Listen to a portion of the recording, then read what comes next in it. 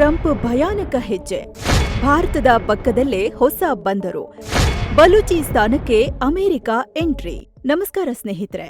ಅಂತೂ ಇಂತೂ ಪಾಕಿಸ್ತಾನದ ಮುಲ್ಲಾ ಜನರಲ್ ಮುನೀರ್ ಚೈನಾಗೆ ದೊಡ್ಡ ಶಾಕ್ ಕೊಟ್ಟಿದೆ. ಅಮೆರಿಕನ ಚೀನಾನ ಅನ್ನೋ ಆಟದಲ್ಲಿ ಮುನೀರ್ ಅಮೆರಿಕವನ್ನೇ ಆಯ್ದುಕೊಂಡಿದ್ದು ಪಾಕಿಸ್ತಾನದಲ್ಲಿ ದೊಡ್ಡ ಬೆಳವಣಿಗೆಯಾಗಿದೆ. ಇಷ್ಟು ದಿನ ಬಲೂಚಿಸ್ತಾನವನ್ನ ಚೀನಾಗೆ ಕೊಟ್ಟು ಅವರಿಂದ $70 ಬಿಲಿಯನ್ ಕಿತ್ತಿದ್ದ ಪಾಕಿಸ್ತಾನ ಈಗ ಅದೇ ಭೂಮಿಯನ್ನ ಅಮೆರಿಕಾಗೆ ಹಿಡಿಸಿದೆ.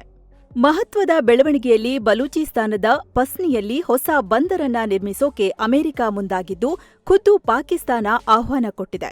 ಭಾರತದ ಪಕ್ಕದಲ್ಲೇ ಅದು ಚೀನಾದ ಗ್ವಾದರ್ ಬಂದರಿನ ಸಮೀಪವೇ ಇದು ನಿರ್ಮಾಣವಾಗ್ತಿರೋ ಮಾಹಿತಿ ಸಿಗ್ತಿದೆ. ಒಂದ್ ಕಡೆ ಇರಾನ್ ಮತ್ತು ಅಮೆರಿಕ ಸಂಬಂಧ ಹಳ್ಳ ಹಿಡಿತಿರೋ ಹೊತ್ತಲ್ಲಿ ಪಾಕ್ ಮತ್ತು ಚೀನಾಗಳು ದೂರ ಆಗ್ತಿರೋ ಮಧ್ಯೆ ಈ ಬಂದರು ನಿರ್ಮಾಣ ಸುದ್ದಿ ಹಲವು ಲೆಕ್ಕಾಚಾರಗಳನ್ನ ಉಲ್ಟಾ ಮಾಡಿದೆ. ಬಲೂಚಿಸ್ತಾನದ ಹೋರಾಟಕ್ಕೂ ಇದು ದೊಡ್ಡ ಹಿನ್ನಡೆ ತರಬಹುದು ಎನ್ನಲಾಗ್ತಿದೆ. ಹಾಗಿದ್ರೆ ಏನಿದು ಬಲೂಚಿಸ್ತಾನದ ಹೊಸ ಪೋರ್ಟ್? ಅಮೆರಿಕ ಮತ್ತು ಮುನೀರ್ ಸೇರ್ಕೊಂಡು ಮಾಡ್ತಿರೋದೇನು? ಭಾರತದ ಮೇಲೆ ಇದರ ಪರಿಣಾಮ ಏನು? $ಬಿಲಿಯನ್ ಗಳಷ್ಟು ದುಡ್ಡು ಸುರಿದಿರೋ ಚೀನಾ ಪಾಕಿಸ್ತಾನದ ಈ ದ್ರೋಹಕ್ಕೆ ಏನ್ ಮಾಡುತ್ತೆ?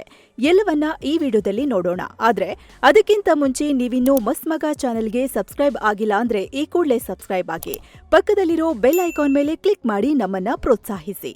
ಬಲೂಚಿಸ್ತಾನದಲ್ಲಿ ಅಮೆರಿಕ ಬಂದರು, ಅರಬ್ಬಿ ಸಮುದ್ರದಲ್ಲಿ ಮುನೀರ್ ಆಟ. ಹೌದು ಸ್ನೇಹಿತರೆ, ಇಂಥದ್ದೊಂದು ಸ್ಫೋಟಕ ಮಾಹಿತಿಯನ್ನ ಯುರೋಪಿನ ಮಾಧ್ಯಮಗಳು ಹೊರಹಾಕಿವೆ.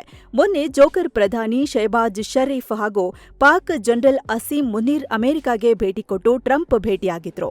ಆ ಸಭೆಯಲ್ಲಿ ಮರದ ಬಾಕ್ಸ್ನಲ್ಲಿ ಮಿನರಲ್ಸ್ ತೋರಿಸಿ ನಮ್ಮತ್ರ ಇಷ್ಟು ತುಂಬಿ ತುಳುಕಾಡ್ತಿದೆ ಅಂತ ಟ್ರಂಪ್ ಕಿವಿಗೆ ಇಬ್ರು ಊದಿ ಬಂದಿದ್ರು. ಮುನೀರ್ ಅಂತೂ ಪಕ್ಕಾ ವ್ಯಾಪಾರಿ ಹಾಗೆ ಇದನ್ನ ನೋಡಿ ಅಂತ ಎಲ್ಲಾನು ತೋರಿಸ್ತಿದ್ದ. ಇದನ್ನ ಅವರ ದೇಶದವರೇ ಟ್ರೋಲ್ ಮಾಡಿದ್ರು. ಆದ್ರೆ ಅದೇ ಸಭೆಯಲ್ಲಿ ಮುನೀರ್ ಟ್ರಂಪ್ಗೆ ಬಂದರು ಐಡಿಯಾ ಕೊಟ್ಟಿದ್ದಾನೆ ಅನ್ನೋದು ಈಗ ಬಯಲಾಗಿದೆ. ಬಲೂಚಿಸ್ತಾನದ ಭೂಮಿಯಲ್ಲಿ ಅಪಾರ ಪ್ರಮಾಣದ ಖನಿಜ ಇದ್ದು ಅಲ್ಲಿಗೆ ಅಮೆರಿಕದ ಮೈನಿಂಗ್ ಕಂಪನಿಗಳು ಬರಬೇಕು. ಇದನ್ನ ತುಂಬಿಕೊಂಡು ಹೋಗೋಕೆ ಪಾಸ್ನಿ ಅನ್ನೋ ಕಡೆ ಪೋರ್ಟ್ ನಿರ್ಮಾಣ ಮಾಡಬೇಕು ಅಂತಲೂ ಕೇಳಿದ್ದಾನೆ. ಜೊತೆಗೆ ಇಲ್ಲಿ ಬಂದರು ಕಟ್ಟಿದ್ರೆ ಅಮೆರಿಕಾಗೆ ತುಂಬಾ ಒಳ್ಳೇದಾಗುತ್ತೆ. ಇದು ತುಂಬಾ ಸೂಕ್ಷ್ಮ ಜಾಗ ಅಂತಲೂ ಮುನೀರ್ ತುತ್ತೂರಿ ಊದಿದೆ. ಈಗಾಗಲೇ ಪಾಕಿಸ್ತಾನದ ಆಡಳಿತ ಅದರ ಬಗ್ಗೆ ಮಾತುಕತೆ ಶುರು ಮಾಡಿದ್ದು ಟ್ರಂಪ್ ಆಡಳಿತ ಇದಕ್ಕೆ ಇಂಟ್ರೆಸ್ಟ್ ತೋರಿಸ್ತಿದೆ ಅಂತ ಗೊತ್ತಾಗಿದೆ. ಹಾಗಿದ್ರೆ ಯಾವುದೇ ಪಾಸ್ನಿ? ಸ್ನೇಹಿತರೆ, ಇಲ್ಲಿ ಮುನೀರ್ ಮತ್ತು ಟ್ರಂಪ್ರ ಪ್ಲಾನ್ ಬಗ್ಗೆ ಗೊತ್ತಾಗಬೇಕು ಅಂದ್ರೆ ನಾವು ಈ ಬಂದರಿನ ಬಗ್ಗೆ ತಿಳ್ಕೋಬೇಕು. ನೀವೀಗ ಮ್ಯಾಪ್ ಅಲ್ಲಿ ನೋಡ್ತಿರ್ಬೋದು, ಇದೇ ಪಾಸ್ನಿ. ಗ್ವಾದರ್ ಜಿಲ್ಲೆಯಲ್ಲಿ ಬರೋ ಈ ಜಾಗ ಕರಾಚಿಯಿಂದ 450 ಕಿಲೋಮೀಟರ್ ದೂರ ಇದೆ. ಆಳ ಸಮುದ್ರಕ್ಕೆ ಹೆಸರುವಾಸಿ. ಅಫ್ಘಾನಿಸ್ತಾನ ಮತ್ತು ಇರಾನ್ ಎರಡಕ್ಕೂ ಇದು ಹತ್ರ. ಚೀನಾ ನಿರ್ಮಾಣ ಮಾಡ್ತಿರೋ ಗ್ವಾದರ್ ಬಂದರ್ನಿಂದ ಜಸ್ಟ್ 100 ಕಿಲೋಮೀಟರ್ ದೂರದಲ್ಲಿದೆ. ಸೊ ಇಲ್ಲಿ ದೊಡ್ಡ ಪ್ರಮಾಣದಲ್ಲಿ ಮೀನುಗಾರಿಕೆ ನಡೀತಿದ್ದು ಇದನ್ನ ನುಂಗೋಕು ಚೀನಾ ಬಾಯಿ ತೆರ್ಕೊಂಡು ಕೂತಿತ್ತು. ಆದ್ರೆ ಚೀನಾ ಬಾಯಿಗೆ ಮಣ್ ಹಾಕಿ ಅದನ್ನ ಅಮೆರಿಕಾಗೆ ನೀಡೋಕೆ ಪಾಕಿಸ್ತಾನ ಮುಂದಾಗಿದೆ.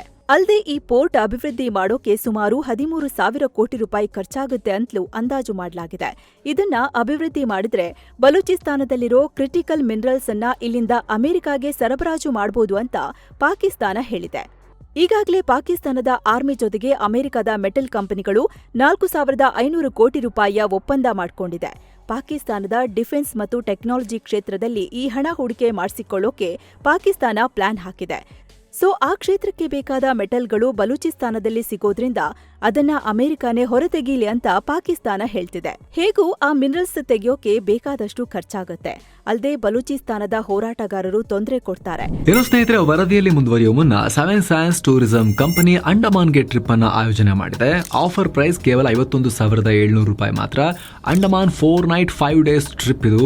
ಈ ಪ್ಯಾಕೇಜ್ ನಲ್ಲಿ ಫ್ಲೈಟ್ ಟಿಕೆಟ್ಸ್ 3 ಸ್ಟಾರ್ ಹೋಟೆಲ್ ನಲ್ಲಿ stay, all meals, cellular jail, light and sound show, Havelock island tour, Baratang island tour, limestone cave, elephant beach tour, AC transport ವ್ಯವಸ್ಥೆ, private ferry tickets, 24/7 Kannada tour manager ಸೌಲಭ್ಯ ಎಲ್ಲ ಇರುತ್ತೆ. ಹೊರಡೋ ದಿನ 10 November 2025. ಕೆಲವೇ ಸೀಟುಗಳು ಲಭ್ಯ. ಆಸಕ್ತರು ಈ ನಂಬರ್ಗೆ ಕಾಲ್ ಮಾಡಿ ನಿಮ್ಮ ಸೀಟನ್ನ ಕೂಡ ಬುಕ್ ಮಾಡಿ.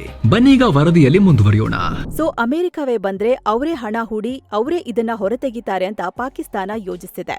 ಅಲ್ಲದೆ ಬಲೂಚಿಸ್ತಾನದ ದಾಳಿಗಳು ನಡೆದ್ರೆ ಆಗ ಅಮೆರಿಕನೂ ಸಹಾಯ ಮಾಡುತ್ತೆ ಅಂತ ಪಾಕಿಸ್ತಾನ ಪ್ಲಾನ್ ಹಾಕಿದೆ. ಈಗಾಗಲೇ ಆಯಿಲ್ ಮತ್ತು ಗ್ಯಾಸ್ ಇದೆ ಅಂತ ಪಾಕಿಸ್ತಾನ ಅಮೆರಿಕಾಗೆ ಆಸೆ ತೋರಿಸಿದ್ದು ಮುಂದೆ ಅದರ ಪರಿಶೋಧನೆ ಮಾಡೋಕು ಇದರಿಂದ ಹೆಲ್ಪ್ ಆಗುತ್ತೆ ಅಂತ ಮುನೀರ್ ಪ್ಲಾನ್ ಹಾಕಿದೆ.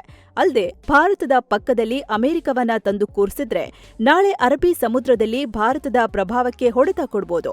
ಅಮೆರಿಕದ ಹೂಡಿಕೆಗಳು ಪಾಕಿಸ್ತಾನದಲ್ಲಿದ್ರೆ ಭಾರತದ ದಾಳಿಯಿಂದ ತಪ್ಪಿಸಿಕೊಳ್ಬಹುದು ಅನ್ನೋ ಯೋಚನೆಯು ಪಾಕಿಸ್ತಾನದ ತಲೆಯಲ್ಲಿದೆ. ಇನ್ನು ಅಮೆರಿಕಾಗೂ ಈ ಭಾಗದಲ್ಲಿ ಒಂದು ನೆಲೆ ಬೇಕು. ಈ ಜಾಗ ಇರಾನಿನ ಪಕ್ಕದಲ್ಲಿರೋದ್ರಿಂದ ಇರಾನ್ ಒಳಗಿರೋ ಬಲೂಚಿಸ್ತಾನವನ್ನ ಕೆರಳಿಸೋಕು ಇದರಿಂದ ಹೆಲ್ಪ್ ಆಗುತ್ತೆ. ಹಾಗೆ ಮಧ್ಯ ಏಷ್ಯಾ ಮತ್ತು ಅರಬ್ಬಿ ಸಮುದ್ರದ ಮೇಲೂ ನಿಯಂತ್ರಣ ಹೊಂದಬಹುದು. ಈ ವ್ಯಾಪಾರಿ ಮಾರ್ಗದ ಮೇಲಿನ ಹಿಡಿತ ಇನ್ನಷ್ಟು ಹೆಚ್ಚಾಗುತ್ತೆ. ಹಾಗೆ ಪಾಕಿಸ್ತಾನ ಅನ್ನೋ ರೋಗ್ ನೇಷನ್ ಮೂಲಕ ಭಾರತ ಅನ್ನೋ ಆನೆಗೆ ಕಾಟ ಕೊಡ್ಬೋದು. ಚೀನಾ ಅನ್ನೋ ದೊಡ್ಡ ವೈರಿಯನ್ನ ಕೂಡ ಹಿಂದಕ್ಕೆ ಅಟ್ಬೋದು. ಹೀಗಾಗಿ ಇಲ್ಲಿ ಅಮೆರಿಕ ಇದಕ್ಕೆ ಪಾಸಿಟಿವ್ ಆಗಿ ರೆಸ್ಪಾನ್ಸ್ ಮಾಡ್ತಿದೆ. ಇನ್ನು ಅಮೆರಿಕನೇ ಹತ್ರ ಆದ್ರೆ ಪಾಕಿಸ್ತಾನಕ್ಕೆ ಆರ್ಥಿಕ ಮತ್ತು ಸೈನಿಕ ನೆರವು ಸಿಗುತ್ತೆ.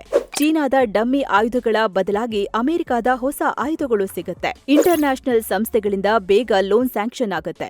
ಇಲ್ಲಿಂದ ಗಳಿಸಿದ ಹಣವನ್ನ ಸೇಫ್ ಆಗಿ ಅಮೆರಿಕದ ಬ್ಯಾಂಕ್ಗಳಲ್ಲಿ ಹೂಡಿಕೆ ಮಾಡಬಹುದು. ಹೀಗಾಗಿ ಪಾಕಿಸ್ತಾನದ ಮುನೀರ್ ಮತ್ತು ಟೀಮ್ ಅಮೆರಿಕ ಜೊತೆಗೆ ದೋಸ್ತಿಗೆ ಮುಂದಾಗಿದೆ. ನಡು ನೀರಲ್ಲಿ ಚೀನಾ. ಇನ್ನು ಸ್ನೇಹಿತರೆ, ಬಲೂಚಿಸ್ತಾನಕ್ಕೆ ಅಮೆರಿಕವನ್ನ ಆಹ್ವಾನ ಮಾಡ್ತಿರೋದು ಎಲ್ಲರಿಗಿಂತ ದೊಡ್ಡ ಆತಂಕ ತಂದಿರೋದು ಚೀನಾಗೆ. ಯಾಕಂದ್ರೆ ಈ ಭಾಗದಲ್ಲಿ ಚೀನಾ ತನ್ನ ಪ್ರಭಾವವನ್ನೇ ಕಳ್ಕೊಳ್ಳುತ್ತೆ. ಇಷ್ಟು ದಿನ ಅಫ್ಘಾನಿಸ್ತಾನ, ಪಾಕಿಸ್ತಾನ, ಇರಾನ್ಗಳನ್ನ ಮುಂದಿಟ್ಕೊಂಡು ಈ ಭಾಗದಲ್ಲಿ ಆಟ ಆಡೋಕೆ ಚೀನಾ ಲೆಕ್ಕ ಹಾಕಿತ್ತು. ಅರಬ್ಬಿ ಸಮುದ್ರಕ್ಕೆ ನೇರ ಕನೆಕ್ಷನ್ ಸಿಗುತ್ತೆ ಅಂತ ಪ್ಲಾನ್ ಮಾಡಿತ್ತು. ಇದೇ ಕನಸು ಇಟ್ಕೊಂಡು ಪಾಕಿಸ್ತಾನದಲ್ಲಿ $70 ಬಿಲಿಯನ್ ಹಣ ಸುರಿದಿತ್ತು. ಗಣಿ, ವಿದ್ಯುತ್, ರೋಡು ಅಂತ ಸಿಂಗಳಿಕನ ಹಾಗೆ ಸಿಪೆಕ್ ಪ್ರಾಜೆಕ್ಟ್ಗೆ ದುಡ್ಡು ಹಾಕಿತ್ತು.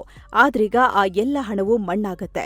ಅದರಲ್ಲೂ ಗ್ವಾದರ್ ಬಂದರಿನ ಸಮೀಪವೇ ಇದು ನಿರ್ಮಾಣವಾಗ್ತಿರೋದ್ರಿಂದ ಅರಬ್ಬಿ ಸಮುದ್ರದಲ್ಲಿ ಚೀನಾ ಹೆಣೆದಿದ್ದ ತಂತ್ರಕ್ಕೆ ಪೆಟ್ಟು ಬೀಳುತ್ತೆ. ಈ ಬಂದರು ಮೂಲಕ ಮಧ್ಯಪ್ರಾಚ್ಯ, ಆಫ್ರಿಕಾ ಕನೆಕ್ಟ್ ಮಾಡೋ ಚೀನಾ ಕನ್ಸನ್ನ ಇದು ಕಿತ್ಕೊಳ್ಳುತ್ತೆ. ಮಲಕ್ಕಾ ಜಲಸಂಧಿಗೆ ಪರ್ಯಾಯವಾಗಿ ಈ ರೂಟ್ ಬಳಸಬಹುದು ಅನ್ನೋ ಯೋಜನೆಯು ದಿಕ್ಕಾಪಾಲಾಗುತ್ತೆ. ಅಷ್ಟೇ ಅಲ್ಲ, ಈ ಬಂದರನ್ನ ಇಟ್ಕೊಂಡು ಅರಬ್ಬಿ ಸಮುದ್ರದಲ್ಲಿ ಭಾರತಕ್ಕೆ ಕೌಂಟರ್ ಕೊಡ್ತೀನಿ ಅಂತ ಚೀನಾ ಪ್ಲಾನ್ ಮಾಡಿತ್ತು. ಗಲ್ಫ್ ಮತ್ತು ಇರಾನ್ಗೆ ಇನ್ನಷ್ಟು ಹತ್ರ ಆಗ್ತೀನಿ ಅಂತ ಅಂದ್ಕೊಂಡಿತ್ತು. ಆದ್ರೆ ಆ ಎಲ್ಲಾ ಕನ್ಸಿಗೂ ಇದರಿಂದ ಹೋಲ್ಸೇಲ್ ಆಗಿ ಮೊಳೆ ಬೀಳುತ್ತೆ. ಎಲ್ಲಕ್ಕಿಂತ ಮುಖ್ಯವಾಗಿ ಪಾಕಿಸ್ತಾನ ವಸಾಹತು ಕೈಬಿಟ್ಟು ಹೋಗುತ್ತೆ. ಇಷ್ಟು ದಿನ ಪಾಕ್ನನ್ನ ಐರನ್ ಬ್ರದರ್ ಅಂತ ಚೀನಾ ಕರೀತಿತ್ತು. ಭಾರತದ ವಿರುದ್ಧ ಪ್ರಾಕ್ಸಿಯಾಗಿ ಬಳಸ್ತಿತ್ತು. ಆದ್ರೆ ಆ ಪ್ರಾಕ್ಸಿ ಅಮೆರಿಕದ ಕೈ ಸೇರೋದ್ರಿಂದ ಮಿತ್ರನ ಮೇಲಿನ ಚೀನಾ ಹಿಡಿತ ಸಡಿಲವಾಗುತ್ತೆ. ಚೀನಾದ ಸಿಪೆಕ್ ಸಂಪೂರ್ಣವಾಗಿ ಹಳ್ಳ ಹಿಡಿಬಹುದು. ಜೊತೆಗೆ ಈ ಭಾಗದಲ್ಲಿ ಅಮೆರಿಕ ವಿರೋಧಿ ಕೂಟ ಕಟ್ಟುವ ಚೀನಾ ಕನಸಿಗೂ ಧಕ್ಕೆಯಾಗುತ್ತೆ. ಚೀನಾದ ಪ್ರತಿ ಹೆಜ್ಜೆಗಳ ಮೇಲೂ ಅಮೆರಿಕ ಕಣ್ಣಿಡೋಕೆ ಸಾಧ್ಯವಾಗುತ್ತೆ. ಇರಾನ್ ಮತ್ತು ಚೀನಾ ನಡುವಿನ ಆ ಸ್ನೇಹಕ್ಕೂ ಇದರಿಂದ ಮುಳ್ಳಾಗ್ಬೋದು. ಹೀಗಾಗಿ ಇದನ್ನ ಚೀನಾ ಕೂಡ ಗಮನಿಸ್ತಿದೆ. ಭಾರತದ ಮೇಲೆ ಪರಿಣಾಮ ಏನು? ಇನ್ನು ಅಮೆರಿಕ ಮತ್ತು ಪಾಕಿಸ್ತಾನ ಇದನ್ನ ಫೈನಲ್ ಮಾಡಿದ್ರೆ ಅದು ಭಾರತದ ಪಾಲಿಗೆ ಚಾಲೆಂಜ್. ಯಾಕಂದ್ರೆ ಇಲ್ಲಿಂದ ಜಸ್ಟ್ 300 ಕಿಲೋಮೀಟರ್ ದೂರದಲ್ಲಿ ಭಾರತ ಚಬಹಾರ್ ಬಂದರನ್ನ ಅಭಿವೃದ್ಧಿ ಮಾಡ್ತಿದೆ. ಇದು ಮಧ್ಯ ಏಷ್ಯಾ ಮತ್ತು ಯುರೋಪ್ ಅನ್ನ ತಲುಪೋಕೆ ಭಾರತ ಮಾಡಿರೋ ಪ್ಲಾನ್. ಆದ್ರೆ ಇಲ್ಲಿ ಅಮೆರಿಕ ಕೂತ್ರೆ ಇರಾನ್ ನೆಮ್ಮದಿಯಾಗಿರಲ್ಲ. ಇದರಿಂದ ಭಾರತದ ಹೂಡಿಕೆಗಳಿಗೆ ತೊಂದರೆ ಆಗ್ಬೋದು. ಪಾಸ್ನಿ ಬಂದ್ರು ರೀಜನಲ್ ಟ್ರೇಡ್ ಹಬ್ ಆದ್ರೆ ಜಬಹಾರ್ ಇನ್ವೆಸ್ಟ್ಮೆಂಟ್ ರಿಟರ್ನ್ಸ್ ಕುಗ್ಬೋದು. ಅಲ್ಲದೆ ಅರಬ್ಬಿ ಸಮುದ್ರದಲ್ಲಿ ಭಾರತದ ಪ್ರಭಾವಕ್ಕೆ ಅಮೆರಿಕ ಮೇನ್ ಚಾಲೆಂಜರ್ ಆಗುತ್ತೆ. ಇನ್ನು ಈಗ ಪಾಸ್ನಿ ಬಂದರು ಕಮರ್ಷಿಯಲ್ ಅಂತ ಅಭಿವೃದ್ಧಿಯಾದ್ರೂ ಫ್ಯೂಚರ್ನಲ್ಲಿ ಲಾಜಿಸ್ಟಿಕ್ಸ್ ಮತ್ತು ಮಿಲಿಟರಿ ಹಬ್ ಆಗೋ ಸಾಧ್ಯತೆ ಇರುತ್ತೆ. ಇದರಿಂದ ಬಲೂಚಿಸ್ತಾನದ ಹೋರಾಟದ ತೀವ್ರತೆ ಕಡಿಮೆ ಆಗುತ್ತೆ. ಬಲೂಚಿಸ್ತಾನದ ಬಗ್ಗೆ ಭಾರತ ಒಂದು ಸಿಂಪತಿ ಇಟ್ಕೊಂಡಿದೆ. ಸೊ ಈ ದೃಷ್ಟಿಯಲ್ಲಿ ಒಳ್ಳೆದಲ್ಲ. ಹಾಗೆ ಅಮೆರಿಕ ಮತ್ತು ಪಾಕಿಸ್ತಾನ ಹತ್ರ ಆಗೋದು ಭಾರತದ ಪಾಲಿಗೆ ಅಪಾಯಕಾರಿ ಅನಿಸಿಕೊಳ್ಳುತ್ತೆ. ಪಾಕಿಸ್ತಾನಕ್ಕೆ ಅಮೆರಿಕದ ಆಯುಧಗಳ ನೆರವು ಸಿಗುತ್ತೆ. ಯುದ್ಧದಂತ ಸಂದರ್ಭದಲ್ಲಿ ತಾಂತ್ರಿಕ ನೆರವು ಸಿಕ್ಕರೂ ಆಶ್ಚರ್ಯ ಇಲ್ಲ. ಹೀಗಾಗಿ ಈ ಹೆಜ್ಜೆ ಭಾರತದ ಆಂಗಲ್ನಲ್ಲೂ ತುಂಬಾ ಚರ್ಚೆಯಾಗ್ತಿದೆ. ಇನ್ನು ಬಲೂಚಿಗಳು.